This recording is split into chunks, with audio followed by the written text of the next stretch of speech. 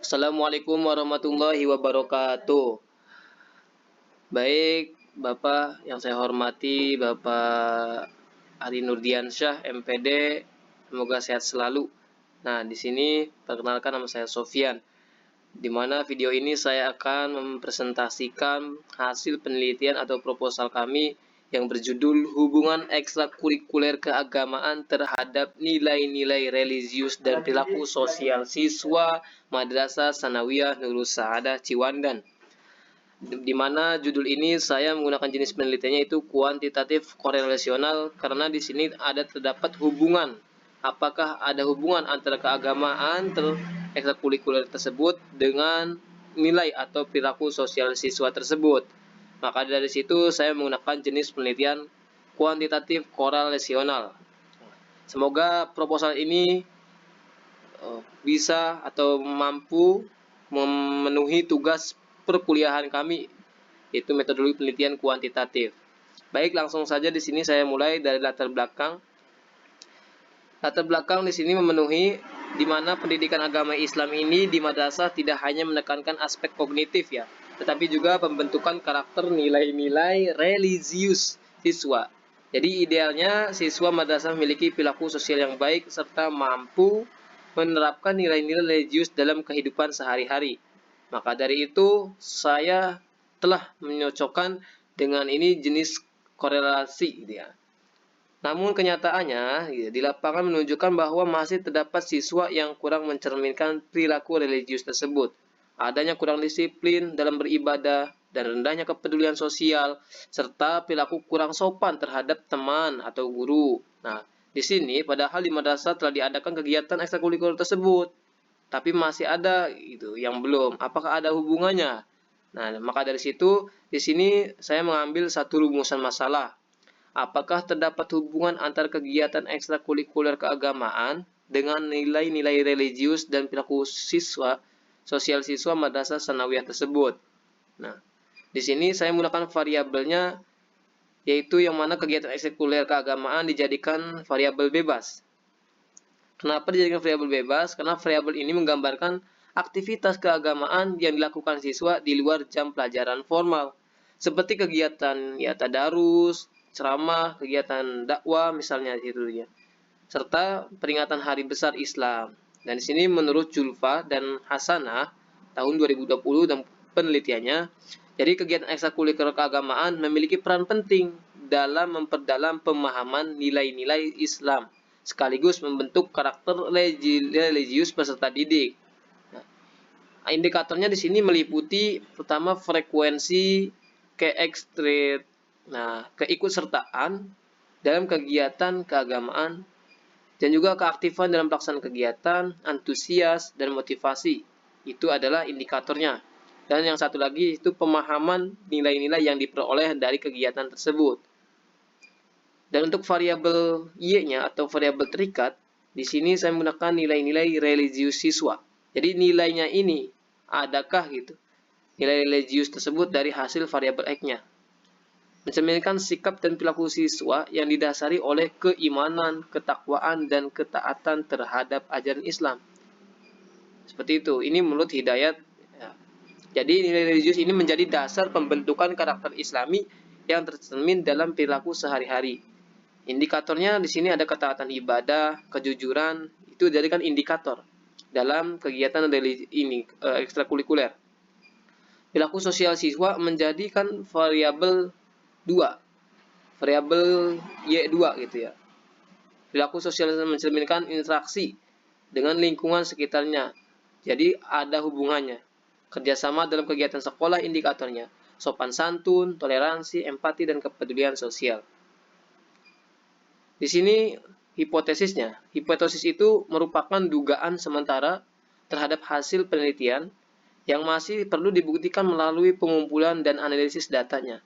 Jadi berdasarkan teori dan penelitian terdahulu, maka hipotesis dalam penelitian ini adalah di sini satunya terdapat hubungan yang signifikan antara kegiatan ekstrakurikuler keagamaan dengan nilai-nilai religius siswa madrasah sanawiyah Nurul Saadah tersebut.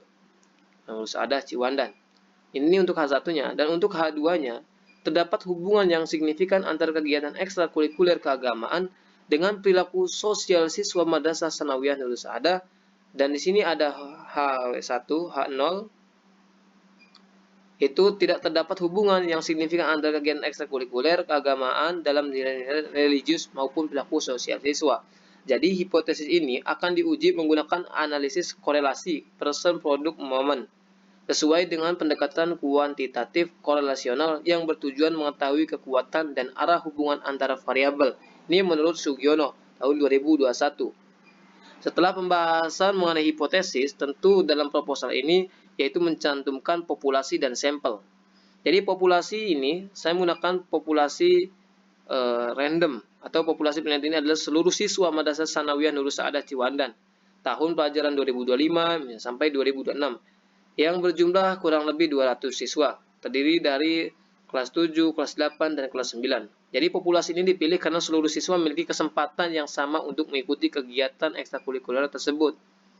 Menurut Sugiono, populasi merupakan wilayah generalisasi yang terdiri atas objek atau subjeknya yang punya kualitas dan karakteristik tertentu yang ditetapkan oleh peneliti untuk dipelajari. Nah, itu jadi populasinya itu meliputi kelas 7, kelas 8, dan kelas 9. Namun di sini saya ambil sampelnya. Jadi sampel diambil sebagian dari populasi dengan menggunakan rumus Solvin atau acak ya, dengan tingkatan kesalahan 5%, sehingga diperoleh sekitar 133 siswa sebagai sampelnya. Sampel dipilih berdasarkan kriteria siswa yang aktif mengikuti kegiatan keagamaan, seperti tadarusnya, ceramah, dan kegiatan-kegiatan islami, kegiatan sosial lainnya gitu. Pemilihan sampel ini diharapkan dapat mewakili keseluruhan populasi, sehingga hasil penelitian ini dapat dijelaskan terhadap seluruh siswa madrasah tersebut. Setelah menentukan populasi dan sampelnya, maka di sini ada tekniknya, teknik sampling.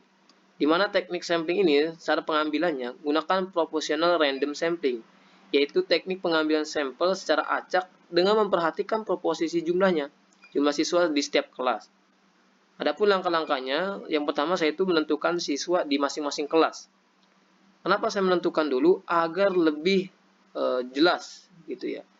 Yang kedua, saya menghitung jumlah sampel setiap kelas secara proporsional gitu.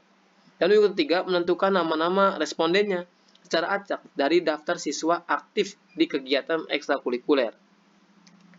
Nah, teknik ini dipilih kenapa? Karena mampu memberikan peluang yang sama bagi setiap siswa untuk menjadikan responden, serta menjaga objektivitas penelitian.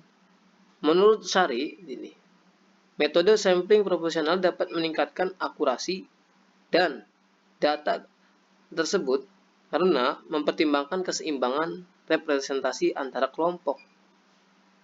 Di sini ada jenis data penelitian menggunakan data kuantitatif, yaitu data yang berbentuk angka dan dapat diolah secara statistik. Sumber datanya di sini, ya, pertama, data primer diperoleh langsung dari responden melalui penyebaran angket yang berisi pernyataan tentang keaktifan siswa dalam kegiatan keagamaan, nilai-nilainya. Dan dua, data sekunder di luar gitu ya. Diperoleh dari dokumen sekolah seperti daftar kegiatan ekstrakurikuler, itu termasuk data yang sekunder. Teknik pengumpulan data di sini menggunakan angket ya, kuesioner, menggunakan skala Likert dengan 4 pilihan jawaban, sangat setuju, setuju, tidak setuju, dan sangat tidak setuju. Nah, setelah angket atau kuesioner, sini saya mengobservasikan dilakukan untuk apa? Untuk melihat secara langsung kegiatan pelaksanaan kegiatan keagamaan dan perilaku sosial siswa di madrasah tersebut. Dan tentunya dilandaskan dengan atau dikuatkan dengan dokumentasi. Digunakan sebagai data pendukung berupa foto kegiatan, jadwal, laporan kegiatan ekstrakurikuler tersebut. Menurut Rahmawati, kombinasi angket, observasi, dan dokumentasi mampu memperkuat validitas hasil penelitian karena memadukan data kuantitatif dan kontekstualnya. Nah, untuk instrumen penelitiannya, di sini instrumen penelitian alat yang digunakan untuk mengumpulkan data sesuai dengan tujuan penelitian. Menurut Sugiono, dalam penelitian ini, instrumen digunakan adalah angket atau kuesioner tertutup dengan menggunakan skala Likert 4 pilihan yang mengukur variabel ekstrakurikuler keagamaan yaitu X, nilai religius Y1, dan perilaku sosial Y2. Misalnya, kayaknya iya Pak.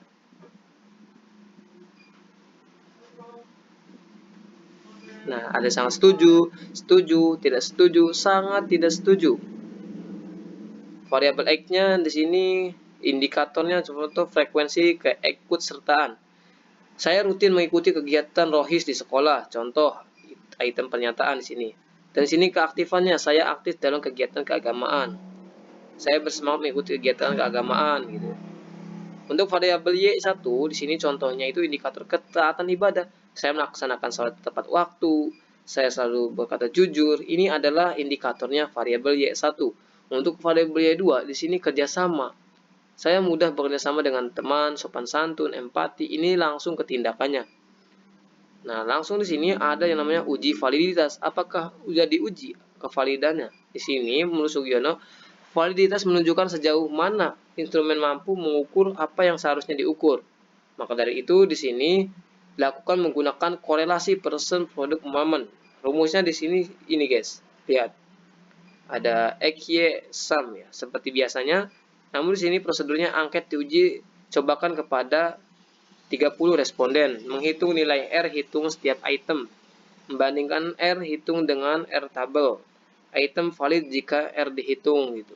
Uji reliabilitasnya di sini menunjukkan konsistensi instrumen. Menurut Arkuonto, menguji dilakukan menggunakan alpha Konobatch. Nah, rumusnya seperti ini nih. Instrumen dinyatakan reliable jika Konobat atau alpha. Untuk metode analisis data, di sini dilakukan seluruh data terkumpul secara lengkap. Statistik deskriptif digunakan untuk menggambarkan karakteristik menurut Sugiono. Mean atau rata-rata, presentasi, kategori skor. Uji persyaratan analisis di sini Kolmogorov-Somov, uji linearitas dan uji korelasi. Nah, mungkin itu saja ya. Di sini rumus-rumusnya itu saja yang dapat kami sampaikan. Terima kasih. Semoga bisa memenuhi tugas perkuliahan kami. Assalamualaikum warahmatullahi wabarakatuh.